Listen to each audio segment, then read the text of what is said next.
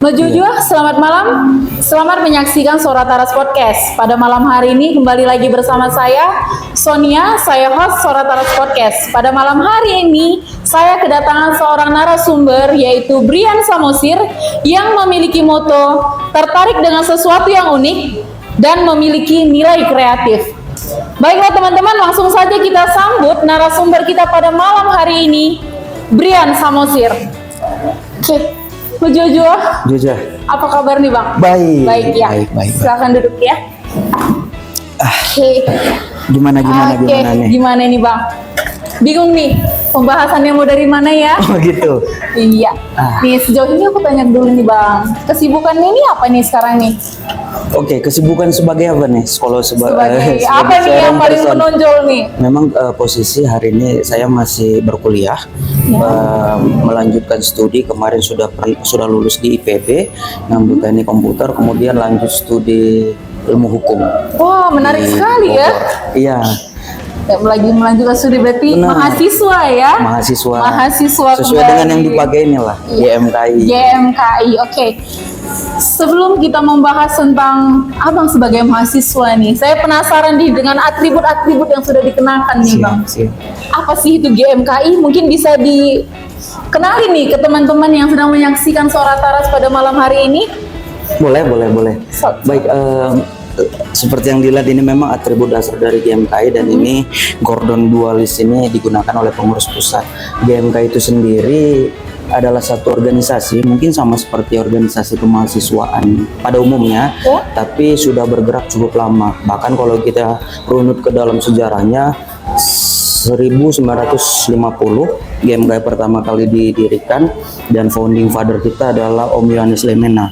Beliau adalah salah satu menteri paling lama pada era Soekarno, kemudian berjalan terus, dan bisa dibilang ini sebagai wadah tentunya bagi para mahasiswa-mahasiswi yang ada di seluruh kota, kabupaten yang ada di seluruh Indonesia, untuk mereka mengaktualisasikan diri. Aktualisasinya kan banyak, mungkin itu di bidang non-akademik, akademik, atau kemampuan, bakat, dan lain sebagainya. Mengingat karena kita sudah cukup lama ya berdiri, bahkan kalau kita tarik belakang lagi, ini 1932 itu cikal bakalnya udah ada. Sebelum Indonesia merdeka, GMKI ini sudah terbentuk cikal bakalnya, sampai kemudian terbentuk 1950, which is sudah 74 tahun lamanya.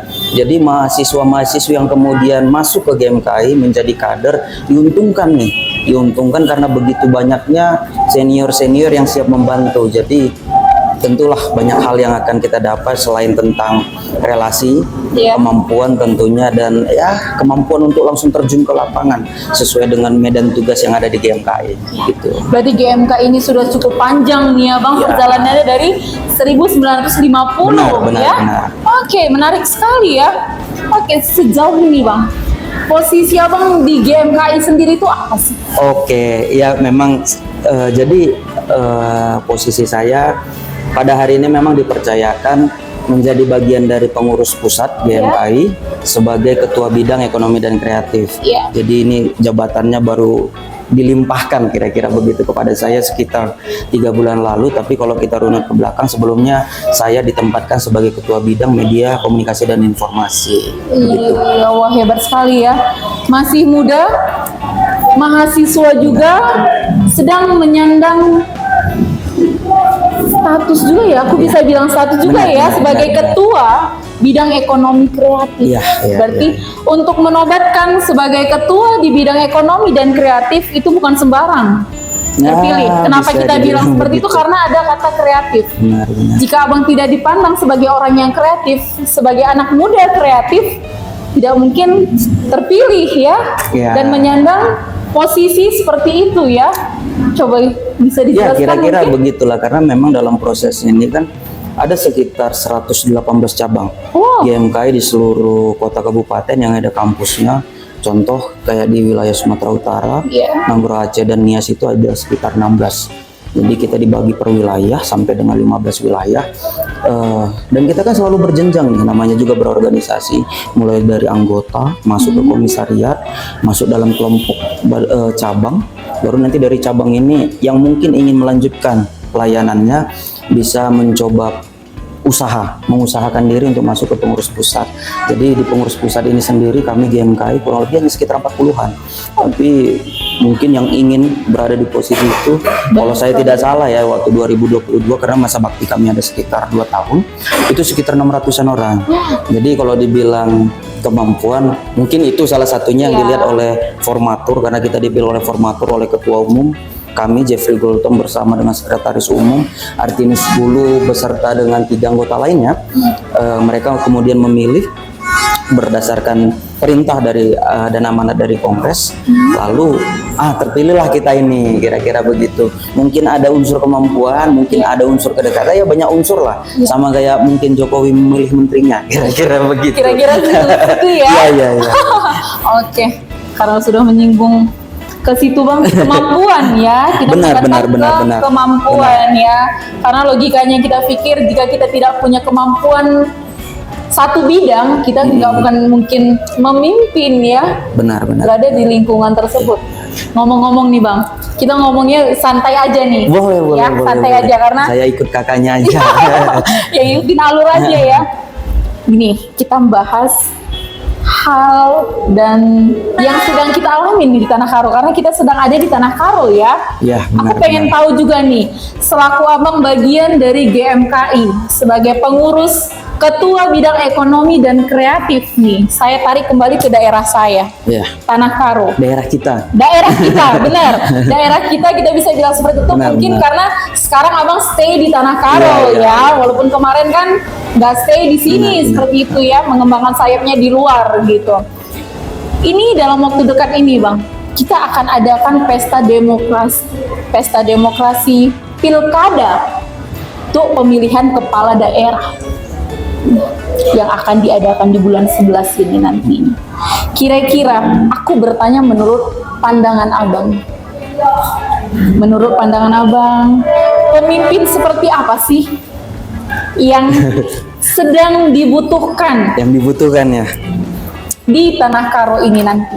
Selaku abang, aku bilang membawa nama abang sebagai ketua bidang ekonomi dan kreatif. Boleh. Jadi mungkin sedikit juga saya tarik ke belakang, mengingat kita udah di tataran pengurus pusat. Jadi biasanya di pengurus pusat ini Kak, kita dituntut oleh kader-kader dari berbagai cabang itu untuk multitasking. Jadi walaupun saya ada di bidang ekonomi kreatif, walaupun rekan saya nanti ada di bidang media, ada di bidang aksi dan pelayanan, pada akhirnya ketika ada satu isu yang menjadi persoalan-persoalan nasional maupun regional yang dibahas oleh banyak orang, kita mau tidak mau juga harus terlibat. Kita harus juga mengetahui, mengikuti alur dan bisa menentukan sikap tentunya. Sebagaimana kami BMKI sebagai gerakan mahasiswa tentunya yang dikenal pastinya dengan keidealisannya. Karena kita belum terafiliasi dan tidak terafiliasi ke manapun, ke partai politik, ke pemerintahan dan sebagainya. Kami benar-benar mengupayakan diri sebagai organisasi yang dapat bertindak kritis, berbicara dengan idealisme kami, tentu dengan berbagai hal yang akan kita bahas nanti. Misalkan kita masuklah tingkatan pilkada ini. Sebelumnya di Februari kita udah masuk ke Pilpres dan Pileg serentak. Ya saya pikir di situ cukup banyak lah orang yang ikut terlibat, berpartisipasi dan lain sebagainya. Hari ini kita masuk nih pilkada, istilahnya pesta demokrasi jilid 2 nih. Jadi yang kemarin yang pesta utamanya, ini pesta kecil-kecilannya akan dilaksanakan di setiap provinsi, kota, kabupaten yang ada di Indonesia. Tentu sebagai mahasiswa dan katakanlah sebagai representasi dari pengurus pusat Gerakan Mahasiswa Kristen Indonesia, kami menilai bahwa setiap pilkada yang ada di berbagai tempat ini harus bisa dilaksanakan secara maksimal. Tentu kita masih ingat kejadian bulan 2 kemarin, di mana banyak putusan, banyak tindakan, banyak hal-hal yang tidak semestinya terjadi. Kadang dibilang merusak nurani juga, melihat begitu demi kekuasaan dan lain sebagainya. Hal itu jangan sampai di tingkatan daerah terjadi. Di tingkatan nasional ini kan kita sudah melihat, seharusnya kita bisa belajar nih di tingkatan pilkada, baik dimanapun. Salah satunya tentu di Karo, mengingat saya juga Ya, walaupun marga saya Samosir, tapi putra asli Tanah Karo. Tanah Karo. Karena memang lahirnya dari Tanah Karo, besarnya di Tanah Karo, melanjutkan studinya, kuliah baru ke Bogor, lanjut masih di Bogor, kemudian di Jakarta dan kembali ke Tanah Karo. Bagaimana saya melihat pilkada? Pertama, tentu dalam kapasitas saya sebagai mahasiswa, sebagai pemuda dan sebagai pemilih pemuda, Ya. tentu kita harus melihat calon yang paling baik. Iya. Calon yang paling baik ini kan banyak kriterianya nih. Yang pasti kriterianya harus yang bisa kita uji. Karena kan kalau mungkin kakak tahu juga zaman sekarang kan banyak orang yang milih karena sesuatu yang sebenarnya kurang tepat. Mungkin karena uang. Ya, kita sebutkan saja money politik. Boleh Dan itu kita dibilang seperti itu. tidak bisa menutupin, Bang. Benar, Karena kenapa aku bisa mengeluarkan statement kita tidak bisa menutupin hal itu? Karena itu bisa kita katakan sudah menjadi budaya, khususnya di Indonesia, money politik gitu. Gimana nih pandangan Iya, Bang? jadi benar, tentu ada money politik, ada kecenderungan penilaian-penilaian lain yang mungkin terkadang bagi saya secara pribadi kurang subjektif. Iya. Mungkin kita kesampingkan dulu money politik. Calon pemimpin kan kita bisa lihat dari banyak kriteria. Kita bicara mungkin spesifik tentang Tanah Karo nih, yang paling jelas nih di depan mata kita di mana kita berada sekarang. Tanah Karo butuh pemimpin yang seperti apa sih? Butuh nggak pemimpin yang punya kapasitas, kemampuan di bidang teknologi, bekerja di perusahaan-perusahaan multinasional yang bergerak di bidang teknologi, AI dan lain sebagainya? Butuh, Iya. perlu. Tapi apakah tepat? Saya ingin bilang di sini bahwa sekalipun pemimpin ini bagus, kita harus sesuaikan dengan tempatnya. Apa yang dibutuhkan di Tanah Karo? Pasti kita bicara tentang pertanian. Iya, benar. Pertanian di Tanah Karo menjadi pemasok utama pemasukan yang ada di Tanah Karo, mengingat kalau data dari Pemkab sendiri sekitar 66% itu profesi masyarakat di Tanah Karo itu pertanian. Jadi banyak tanah di sini yang bagus, yang bisa menghasilkan produk-produk unggulan. Tentu itu yang menjadi semacam penilaian tersendiri. Pertanyaannya sekarang, calon mana yang paling layak, calon mana yang paling mampu menjawab hal ini. Jadi kan ketika bicara calon nih ya semua orang berhak memilih Iya, calon. benar. Saya juga kalau udah umur 25 boleh ya, kalau jadi bupati boleh. Boleh. Jadi gubernur nih ya nggak Boleh. boleh, umur 30 kan nggak boleh. Kayak yang lagi rame kemarin nih. Ya, Nah, ketika MK mengeluarkan putusan yang bikin demo teman-teman saya di Jakarta, kira-kira begitu. Jadi saya pikir sebagai pemuda kita harus melihat penilaian-penilaian ini dengan sesuatu yang bisa diukur. Apa nih kalau di pertanian, lihat calon-calon ini mana sih yang paling berkompeten. iya. Setelah itu mana sih yang punya rekam jejak paling bagus dan lain sebagainya, supaya kalau dibilang, ingat saya waktu pilpres, Iya. waktu debat dibilang jangan sampai kita memilih kucing dalam karung. Benar. Nah, jadi masyarakat ini jangan sampai, salah satunya tentu jangan sampai dibutakan karena uang. Mari cek situs KPU itu bisa mengecek. Bisa. Pribadi kita juga bisa mengecek. HP ini punya data yang begitu banyak tentang apapun. Jadi silahkan cek siapa yang ingin menjadi calon pemimpin. Kalau ketika kita cek nggak ada, perlu dipertanyakan nih. Benar. Ini orang dari mana? Out of nowhere tiba-tiba pengen calon, pas kita cek datanya juga nggak ada. Nggak Ya ada. menurut saya Benar. harus berkutat pada penilaian yang cukup terstruktur dan bisa dinilai, begitu Kak. Sementara data itu hal yang sangat Terbuka, semua bisa melihat mengakses, gitu. benar. Itu hal yang sangat sepele bisa kita Iya, katakan bisa ya. dibilang seperti Kita itu tidak juga. perlu dulu mendengar visi dan misi mereka. Mm-mm. Kita hanya perlu melihat data dari mereka. Benar. Karena biodata kan kalau mereka. kita bicara visi mungkin ya Kak, visi misi ini kan dibuat oleh tim. Iya. Visi misi ini bisa kita rangkai sedemikian rupa Benar. supaya kemudian orang merasa tertarik. Tapi kan sebelum kita masuk ke visi misi, kita bisa lihat nih, dia tuh kemarin ngapain sih ketika dia masuk sekolah, dia itu ngapain sih ketika dia berkuliah, dia itu ngapain sih selama hidupnya, apakah dia pernah bekerja di institusi negara, di institusi pendidikan, ataupun mungkin di perusahaan, apa yang sudah dilakukan dia terhadap tempat kerjanya. Dari situ rentetan-rentetan ini bisa kita lihat orang paling pas yang mana, begitu dia Kak. Jadi pada akhirnya memang masyarakat menurut saya secara pribadi harus memaksakan diri, Iya. nggak boleh dipaksa, memaksakan diri supaya mereka mau cari tahu. Kita kan nggak kekurangan sinyal, Benar. kan? Benar, dalam bahasan kita tidak kekurangan sinyal. Memang kita tidak kekurangan sinyal. tapi kita kekurangan wawasan, Bang.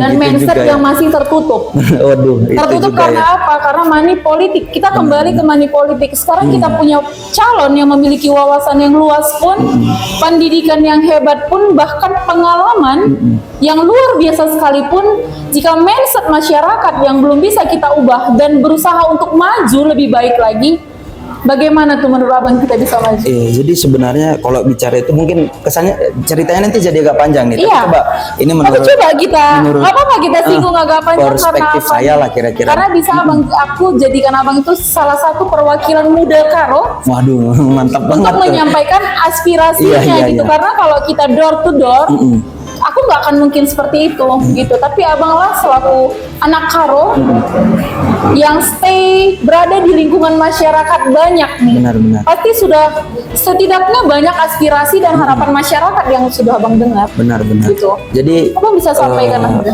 persoalannya pertama bahwasannya dalam proses pemilihan itu mungkin kita tarik ke belakang dulu deh, masyarakat Karo secara umum tahu nggak kalau di Tanah Karo itu kita menjadi salah satu daerah dengan tingkat pendidikan yang rendah.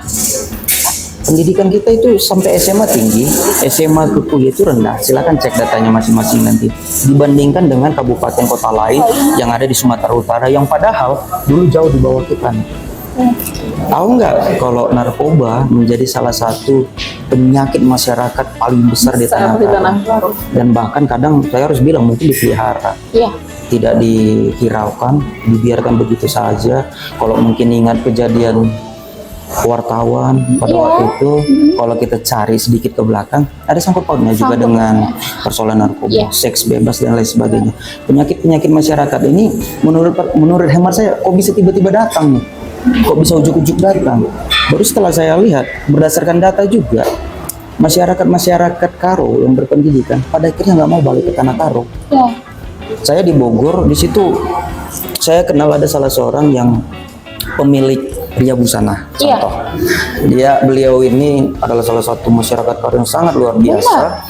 Dan satu yang cukup saya banggakan, even kita belum pernah komunikasi terus secara langsung, tapi saya dengar banyak dari teman-teman dari kampungnya, dari daerah Bunuh Raya kalau saya tidak salah itu dipanggil nih, yang nggak ada kegiatan, yang nggak sibuk atau gimana, lu datang deh, datang ke Bogor, nih kerja nih di tempat saya. Gitu. Dan itu kan sesuatu yang hebat. Ada satu kakak ini, kakak saya bilang ya karena umurnya kayak masih 30-an, beliau terpilih menjadi anggota dewan DPRD dari Partai Amanat Nasional di Kota Bogor. Kakak Karina Surbakti adalah seorang yang luar biasa, bekerja di Swiss Bell, mungkin salah satu pemilik, saya juga kurang tahu. Tapi di sini saya mau bilang bahwa ada banyak sekali orang-orang luar biasa yang ada di luar, orang-orang Karo yang ada di luar. Tapi muncul nih pertanyaan, kenapa nih mereka nggak mau balik? Kenapa akhirnya dibiarkan seperti ini? Kenapa kemudian kita gini-gini aja nih? Saya itu pulang kemarin saya pernah sampai 4 tahun nggak pulang tuh pasca COVID, pas balik gini-gini aja nih, nggak ada sesuatu yang lebih keren selain jalan masuk ke rumah saya itu makin jauh tuh karena udah ditutup sama pembatas jalan. Selain itu tidak ada. Jadi pada akhirnya pemikir-pemikir hebat yang ada dari Tanah Karo yang sudah sukses mengembangkan karir di luar, mungkin di luar kotanya, diaspora kan, bahkan sampai di luar negerinya. Yang di sini ya begitu-begitu saja. Harus ada, mungkin kembali lagi runutannya ke proses pilkada ini, harus ada tentunya orang-orang Karo yang luar biasa yang punya kemapanan, kematangan, kemampuan dalam berpikir untuk terjun ke sini. Kembalilah ke bumi Turang ini, kembali ke bumi Turang ini. Ayo sikap ras-ras kutanta. Iya. Kenapa tidak ada yang seperti itu? Akhirnya budaya-budaya ini terbiasa di sini, dan menurut saya penyakit ini agak sulit diselesaikan. Tapi bukan tidak mungkin. Tentu ada peran-peran anak muda yang harus bisa dimaksimalkan di sini.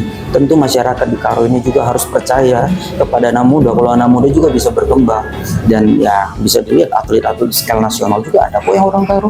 Badminton orang Karo, walau dia nggak berproses dari Tanah Karo, tapi kan banyak. Berarti ini kan menandakan bahwa ya kita sebenarnya hebat kok. Tapi kondisi sosial yang ada di sini ya sama-sama kita perbaiki. Tidak hanya dari pemerintahnya tentu, tapi juga harus dari masyarakatnya. Kita bareng-bareng, jangan merasa yang paling jago deh. Benar. Kan kadang di masyarakat kadang, kalau apa istilahnya tuh patentengan, Iya, ketua-tua ketua-tua, kan kayak iya. gitu.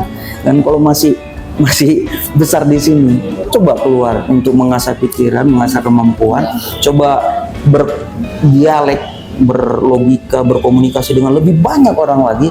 Saya yakin orang-orang yang ke sana ketika balik ke Tanah Karo bisa memperbaiki Karo. Iya. Tapi itu harus ada peran strategis dari pemerintah untuk dalam tanda kutip quote and quote memaksa masyarakat Tanah Karo untuk kembali ke sikap kita keras.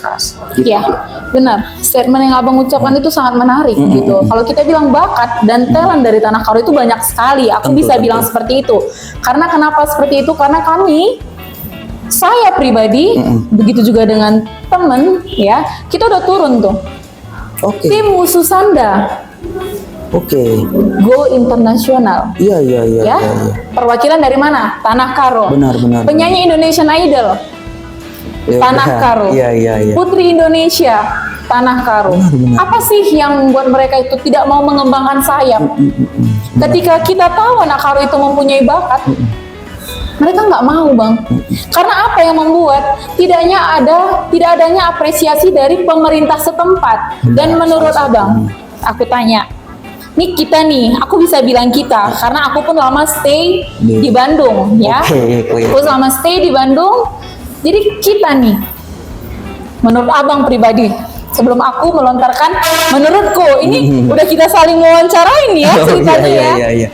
Menurut abang aku Gimana? tanya, ada enggak kah calon yang kira-kira bisa memberikan sedikit apresiasi nanti ketika kita sudah memiliki pemimpin baru nantinya, memberi apresiasi saja, memberi apresiasi kepada anak muda Karo yang memiliki bakat. Sekarang aku bisa mengeluarkan statement karena aku melihat di lapangan, aku mempunyai bakat menyanyi. Oke. Aku menang kejuaraan, membawa nama mana? Membawa nama Tanah Karo. Oke. Come back to Tanah Karo. Aku bawa medali, Bang. Oh iya. Ada apresiasi apa? Di lirik juga kagak ya? Di lirik juga enggak, kayak menang jatuh, nggak ada suara apa-apa. Benar. Tapi ketika kita berangkat ke Jakarta, kita sampai di Medan, kita dikalungkan bunga. Tapi kenapa kita kembali ke daerah kita? Iya. Benar. Why? Apresiasi. Apa yang harus kita perbaikin? Kita bukan memperbaiki anak Karonya, kita bukan menutup mereka untuk mengembangkan sayapnya, tapi kita harus memperbaiki struktur kepemerintahannya. Aku berani mengeluarkan Galak statement banget itu. nih, kakak Bukan kita moderator. marah, kita lebih baik Benar. langsung Kak. ya. Benar. Karena kita kenapa berani mengeluarkan statement seperti ini? Kita negara demokrasi loh. Iya. Jangan, satu lagi aku bilang, aku nanti akan tanya pendapat abang. Kita ada budaya runggu. Budaya runggu loh. Ayo duduk sama-sama. Kita selesaikan masalah sama-sama. Kenapa kita ada? Itu kekayaan kita loh, Tanah Karo, runggu.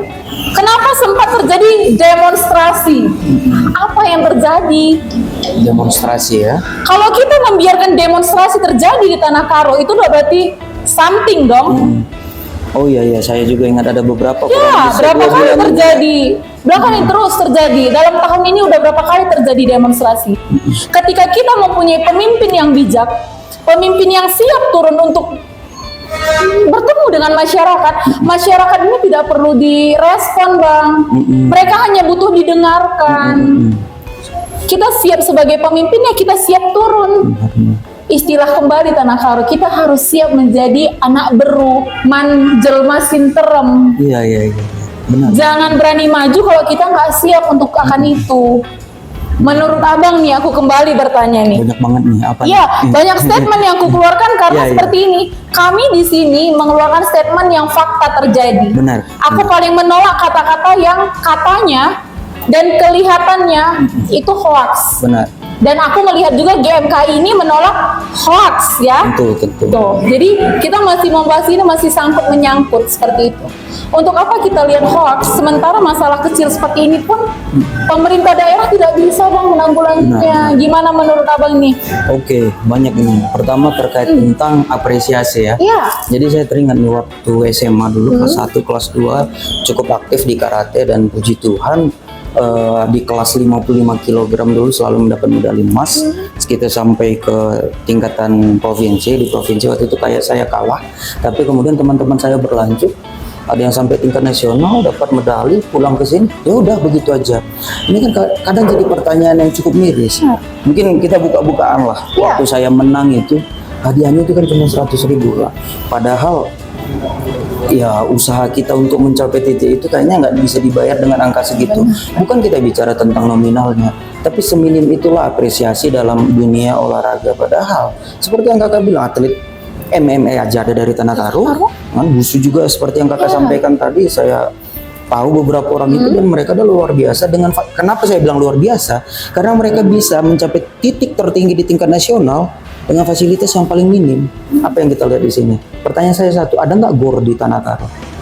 Ada. Kalau bicara anak muda, seharusnya kan erat kaitannya bukan ke narkoba, bukan ke judi, tapi ke olahraga. Ada nggak GOR? Gelanggang olahraga. Seberapa sulit sih pemerintah untuk membuat itu? Seberapa sulit sih pemerintah untuk mempersiapkan hal itu aja? Nggak harus pakai dana APBD kok. Mungkin kita bicara dalam konsep ini ya, keuangan yang ada di pemerintahan. Nggak harus bicara tentang APBD, kita bisa datangkan orang, berbagai investor dari luar yang sekiranya memiliki kemampuan secara finansial, kita bekerja sama, bagaimana nanti klausulnya, apakah kemudian atlet-atlet yang sudah jadi akan dikelola oleh mereka dan lain sebagainya, nggak masalah. Yang penting kan minimal ada dulu barangnya. Itu bicara olahraga. Kedua bicara apresiasi, saya juga sangat melihat sangat sulit sebenarnya. Jadi kesannya kadang atlet ini jadi ngemis, padahal kan itu sesuatu yang harus kita serahkan. Bukan kita, sesuatu yang harus pemerintah serahkan sebagai bentuk dukungan moral dan apresiasi atas usaha yang mereka lakukan. Karena apa? Kemampuan masyarakat itu kan nggak harus di bidang eksak terus menerus, nggak harus dia kuliahnya bagus, sekolahnya nilainya tinggi. Ada juga dari bidang olahraga. Dan faktanya justru masyarakat Karo itu selain pertaniannya justru dikenal karena olahraganya. Kenapa kita tidak berpikir, kenapa kita tidak diapresiasi dengan cara yang seperti itu? Ada banyak hipotesis. Tapi menurut saya yang pertama adalah bahwa ya mungkin pemimpinnya sendiri nggak pernah olahraga kan gitu. Jadi dia nggak tahu betapa bergunanya olahraga ini, betapa berharganya. Daripada alih-alih kita mengeluarkan dana yang begitu besar untuk mencegah narkoba, mencegah judi, ciptakan aja ruang olahraga, ruang terbuka. Kenapa saya bilang seperti itu? Saya lama di Bogor. Di Bogor itu secara khusus di Jawa Barat, kalau kakak cek, salah satu daerah di mana atletnya itu paling bisa dikatakan paling makmur lah, apalagi mereka yang berprestasi nggak hanya di tingkatan pemerintah kota atau pemerintah kabupatennya, bahkan sekolahnya juga memberi apresiasi. Jadi kalau duit 100.000 yang dulu saya dapat ketika saya juara satu mendapat medali emas itu hanya sebagai uang makan mereka untuk beberapa jam, hanya untuk makan mereka saja. Tapi saking diperhatikannya, coba lihat kalau PON seberapa banyak orang-orang dari Jawa Barat yang selalu juara, cukup sering jadi juara umum juga bersama dengan DKI Jakarta. Kenapa? Karena anggaran-anggaran yang diterima itu dimaksimalkan. Nggak harus pemerintah kok yang kerja, kan ada KONI, Komite Olahraga Nasional Indonesia. Tentu kan ada KONI di Tanah Karo, ada kan Dinas Pemuda dan Olahraga. Kemana mereka? Kita nggak bilang mereka tidak bisa bekerja dengan baik, tapi pada akhirnya mereka juga akan bekerja dengan baik ketika pemimpinnya juga bisa dan mengerti. Itu makanya saya bilang mungkin menjadi tambahan salah satu kriteria pemimpin itu dia tahu mau ngapain. Jadi saya bilang ini kan akhirnya kita lari ke pemimpin nih ya. Pemimpin. Pertanyaannya gini sekarang di Tanah Karo, saya kadang melihat ya, kok bisa ya banyak banget calon. Saya ingat waktu saya SMP, SMA itu ada sampai 10 tau Kak.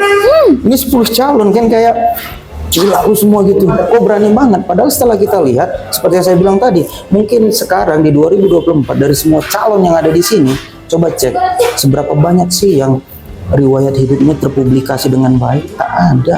Tak banyak saya bilang. Ada, tentu ada beberapa yang sangat menonjol.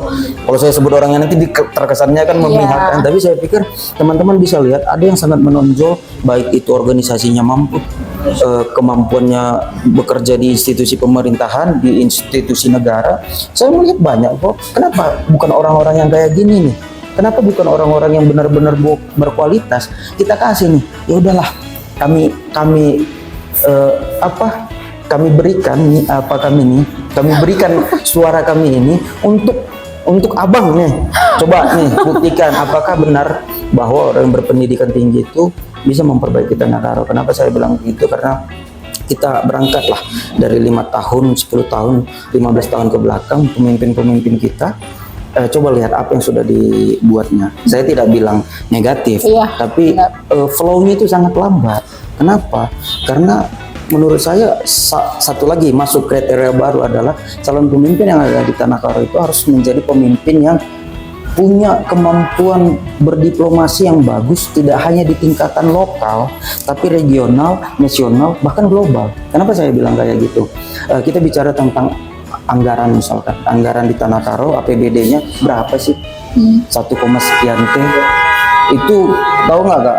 Di akhir tahun itu kalau untuk bayar pegawai udah habis. Gimana kita majukan Tanah Karo? Makanya saya bilang saya nggak menyalahkan secara penuh nih pemimpinnya, tapi kita kan harus putar otak, sama seperti jabatan kita kan harus kreatif. Bagaimana kemudian kita bisa datangkan investor tuh di Indonesia, misalkan IKN itu apakah pakai dana negara? Iya. Tapi apakah sepenuhnya pakai dana negara? Tidak. Kenapa? Harus ada kemampuan diplomasi oleh bangsa Indonesia untuk menarik investor. Makanya datang ke luar negeri berbicara tentang bagaimana masa depan Indonesia nanti di ibu kota Nusantara, terlepas dari berbagai kasus yang lagi rame lah. Tapi saya pikir ini menjadi satu lompatan yang sangat luar biasa dari zaman Bung Karno. Bayangin Kak, kita bicara tentang pemindahan ibu kota negara terrealisasi di 2023, 2024. Bukankah itu sesuatu hal yang sangat luar biasa? Nah, kembali lagi di Tanah Karo, siapa pemimpin yang bisa berdiplomasi secara nasional? Kalau misalkan nanti cuma ngerumpi aja kita gini sambil apakah nyuntil kan selesainya cuma di sini. Yang bisa kita komunikasikan melalui diplomasi sumpil itu kan cuma orang-orang yang ada di Tanah Karo. Tapi ketika kita bicara dalam tataran global, ya minimal ngomong harus bagus lah. Minimal bahasa Inggrisnya harus bagus lah. Minimal dia pernah mengelola ataupun menjadi pimpinan satu institusi, satu pemerintahan, bukan hanya ujuk-ujuk mau jadi calon. Nah, itu jadi statement saya selanjutnya adalah mungkin di Tanah Karo ini kita kekurangan contoh. Siapa nih yang mau kita contoh? Misalkan nih, saya tanya kakak nih yang udah lama di Tanah Karo, baru ke Bandung, ke Jawa Barat lah, saya bilang misalkan di Tanah Karo, siapa sih contoh bupati yang bisa kita jadikan patron?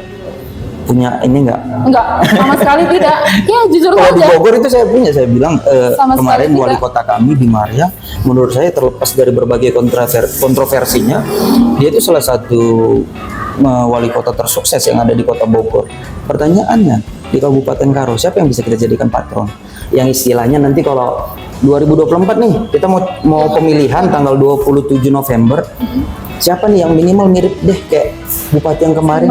Ada nggak contohnya? Nggak ada. Nah, itulah menurut saya secara pribadi, mungkin ini hipotesis ya, tidak ada penilaian secara ilmiahnya. Menurut saya secara pribadi, itulah alasan kenapa banyak sekali calon di Tanah Karo, Kak.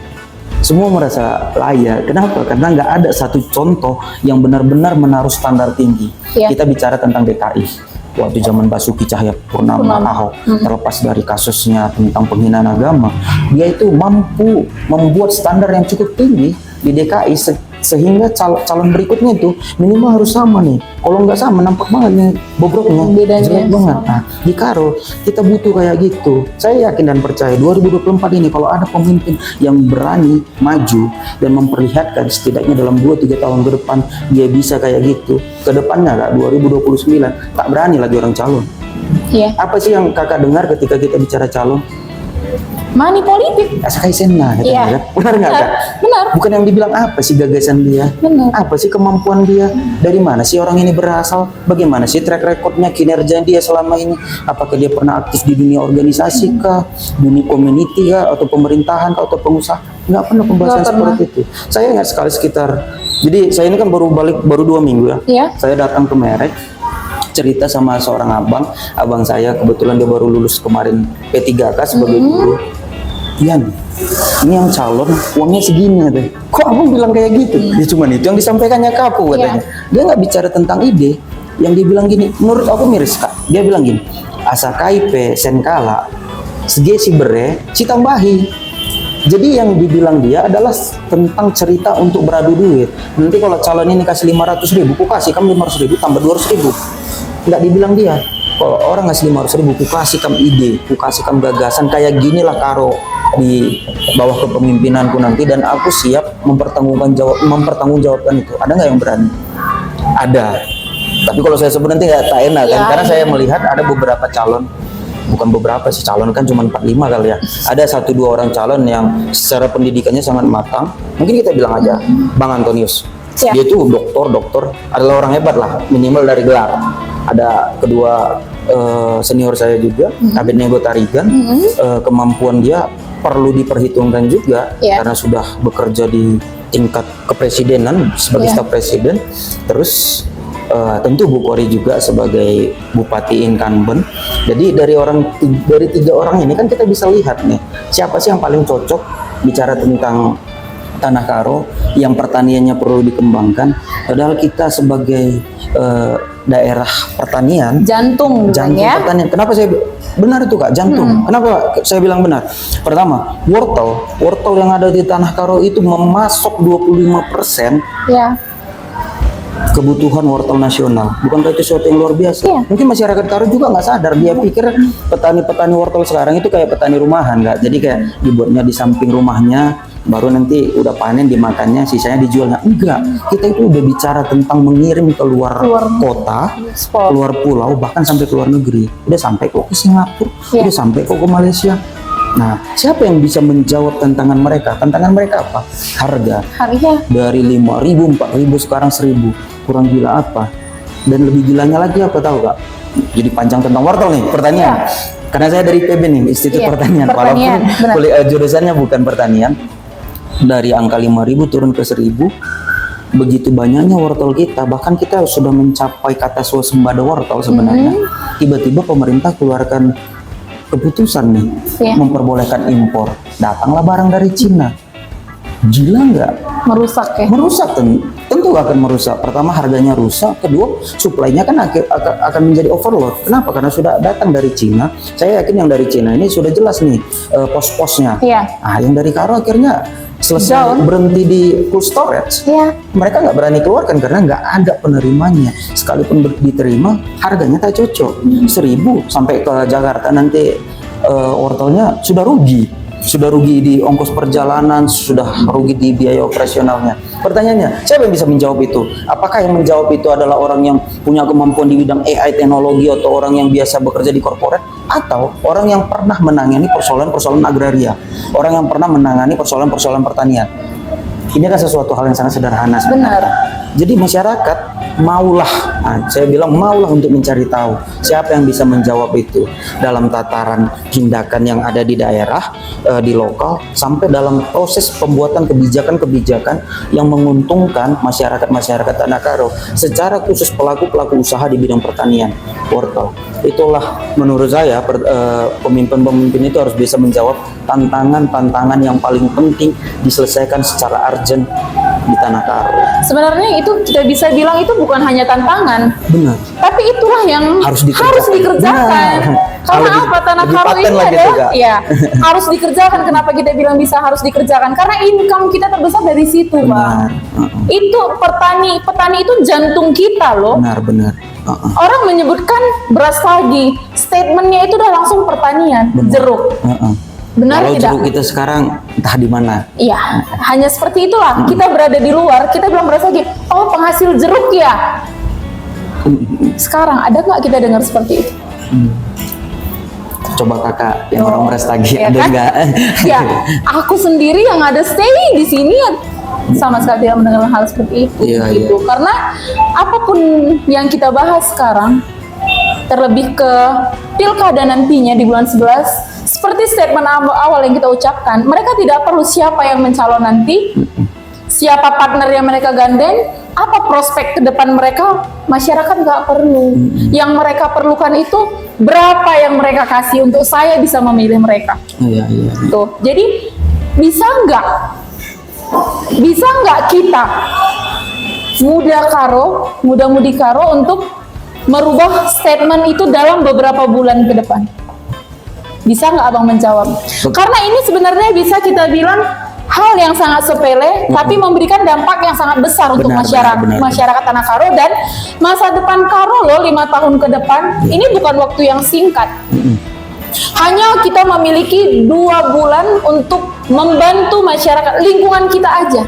Kita rubah statement. Kita jangan memikirkan di sini money, tapi cobalah 200.000 hitungan menit habis Kak. Tapi masa kepemimpinan 5 tahun sudah memenderitakan kita hanya karena menutupi uang 200.000. Ada nggak kira-kira calon yang layak dan bisa membantu kita untuk merubah mindset seperti itu, Mas? Siap. Pertama pertanyaannya bisa, kedua layak. Kalau bisa, mungkin kita bicara dalam konteks nasional. Memang tidak bisa kita pungkiri bahwa dalam kontestasi ini uang itu berperan menjadi sangat penting. Tidak hanya di pilkada, tidak hanya di pilpres, tidak hanya di pileg, bahkan mungkin ini menjadi sesuatu nilai yang buruk bahkan di organisasi-organisasi kepemudaan dan lain sebagainya. Kadang uang itu bermain, tapi memang range-nya tidak segitu besar. Itu mungkin hanya sebagai penguatan dan lain sebagainya. Sebenarnya itu nggak bagus juga, tapi sangat kecil. Di tingkatan nasional kita melihat hal itu, bagaimana kemudian money politik bergerak begitu masif. Sekarang di pilkada juga begitu. Seperti yang saya bilang tadi, saya pergi ke daerah, saya datang sekitar 2 minggu terakhir, saya beberapa kali pergi ke desa-desa bicara tentang uang. Saya pikir ketika ditanya bisanya, bisa, tapi sulit. Tapi bukan berarti mustahil. Kenapa? Karena harus ada proses yang bisa kita tunjukkan kepada masyarakat. Prosesnya apa? Bahwa ke depannya uang itu tidak sepenting itu lagi untuk dalam proses pemilihan. Begini. Jadi kalau dibilang bisa, bukan nggak bisa kita hilangkan. Bisa kita turunkan intensitasnya. Mungkin kalau periode 2019 lalu tingkat penggunaan uang yang mencapai angka 70-80%, hampir 80% pemilih menggunakan uang money politik hanya agar dipilih. Mungkin di 2024 kita turunkan lagi tensinya, jadi dari yang 80 turun ke 70, turun ke 60-50. Tapi gimana caranya? Tentu pemimpin yang nantinya terpilih itu harus bagus supaya kedepannya orang berpikir nggak perlu lagi. Mungkin saya akan berbicara sedikit tentang Pak Jokowi. Ketika di periode pertamanya dia menang sangat tipis loh di Solo pada waktu sebagai wali kota, waktu lagi keren-kerennya lah. Periode kedua di berapa sih, sampai 80-90% tingkat pemilihannya. Kenapa coba? Berarti kan masyarakat melihat ada sesuatu yang sangat positif yang bisa didatangkan oleh seorang Jokowi ketika dia memimpin Indonesia. Solo. Itulah yang membuat masyarakat yakin, ya udah ini aja dipilih, sudah bagus. Kenapa money politik masih kuat sampai sekarang? Kembali ke persoalan tadi ya, ada yang jadi contoh, belum ada pemimpin yang bisa kita jadikan patron. Oh harus kayak gini nih pemimpin Karo ke depannya, belum ada. Jadi pemimpin selanjutnya nanti setelah menang, bagaimanapun caranya dia harus bisa menurunkan intensinya itu, bukan dengan cuam-cuam doang, tapi dengan tindakan yang nyata. Apa yang harus diperbaiki? Pertanian tentunya.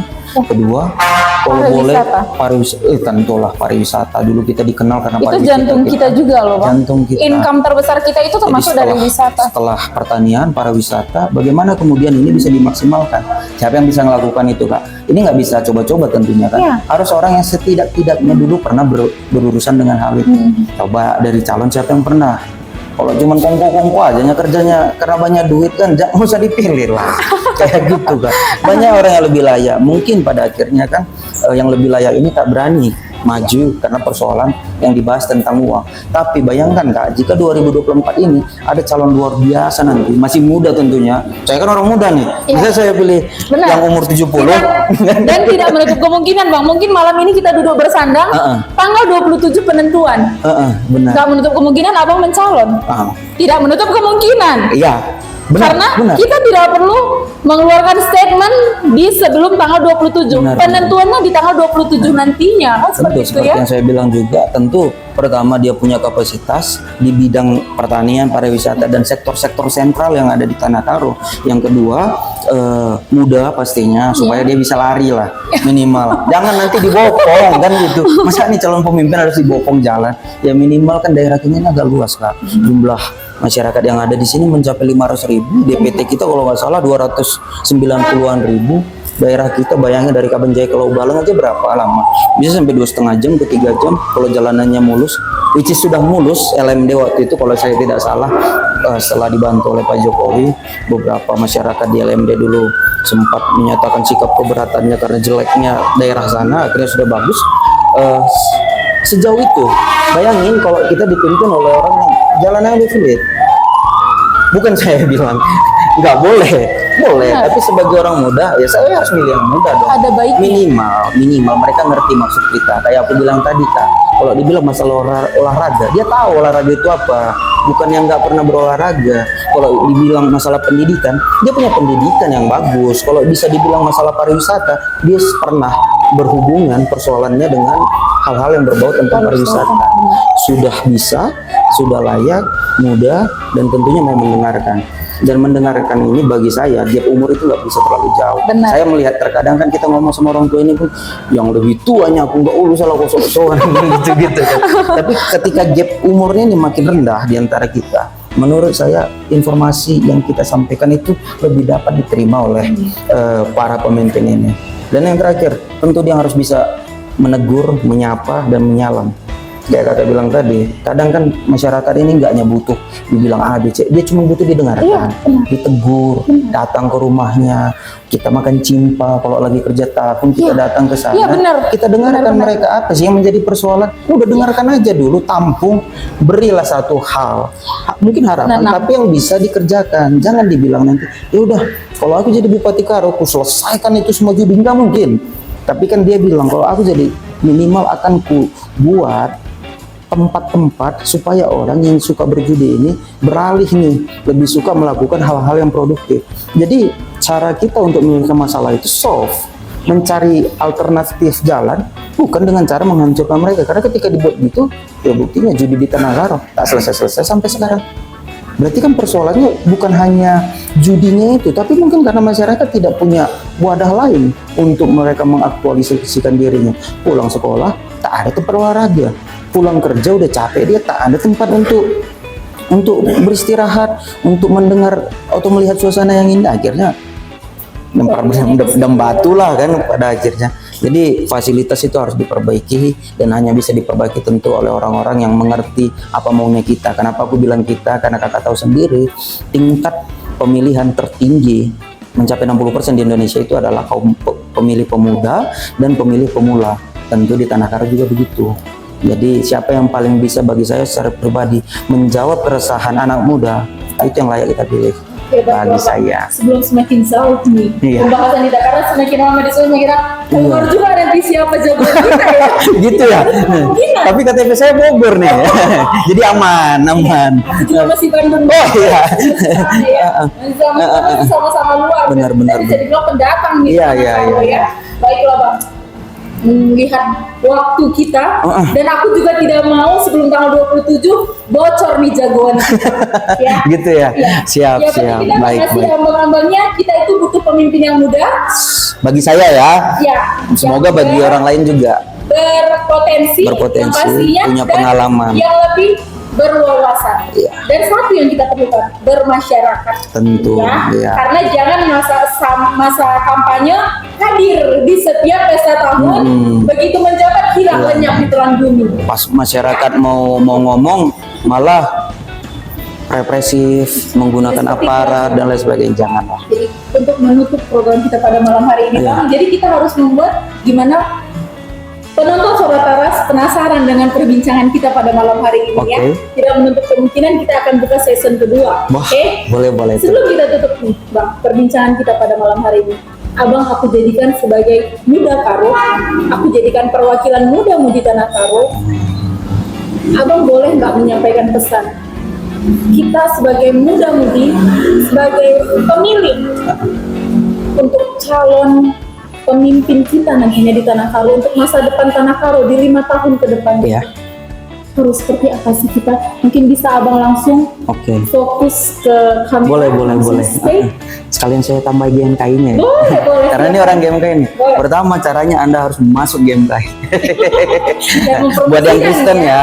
Kalau buat yang teman-teman Muslim bisa ke HMI, PMI, Katolik bisa PMKRI, ada banyak lah. Karena bagaimanapun juga saya yang sudah berlatar belakang dari dunia organisasi kemahasiswaan melihat bahwa ini menjadi ruang yang sangat bagus buat kita belajar. Contoh ketika saya waktu itu di BEM, kita itu nggak dikasih uang, kita itu nggak dikasih apapun, tapi disuruh mikirin program, jalankan program. Setelah jalan disuruh evaluasi sama siapa? Orang yang nggak pernah jalankan program. Tapi di situ akhirnya kita belajar bahwa bahkan orang-orang di Indonesia ini, terkhusus anak-anak muda, tanpa uang pun bisa melakukan sesuatu yang luar biasa. Jadi kedepannya kepada kita untuk memilih orang-orang yang benar-benar bisa memaksimalkan potensi anak muda.